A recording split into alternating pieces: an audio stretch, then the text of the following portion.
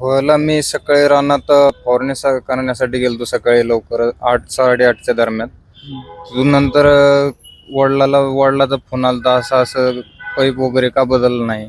तिथून नंतर त्याच्यानंतर फवार मारताना वळताना तेवढ्यात मला अंकुश तांबारे, पावणे 11 टाइम अंकुश तांबारे, मंगेश तांबारे, रावसाहेब तांबारे, दादासाहेब बैर, शिरू तांबारे हे सगळे आले आणि तेवढ्यात आईला पण घेऊन आले ते संगच. त्यांनी येऊन डायरेक्ट मारहाण सुरुवात केली. जनावरांनी मारलं मला, त्याच्यात सगळे एव्हिडन्स आहेत. आणि तिथून पुढं नंतर म्हटले मुलाला फाशी द्यायची, याला घेऊन चला. तिथून मला अर्धा किलोमीटर वडीत नेलं. तिथून अर्धा किलोमीटर वडीत नेल्यानंतर गाडी टाकून एकनाथवाडीच्या दिशेने नेलं. एकनाथवाडी तिथून साधारण ते 5 ते 5.5 किलोमीटर असेल.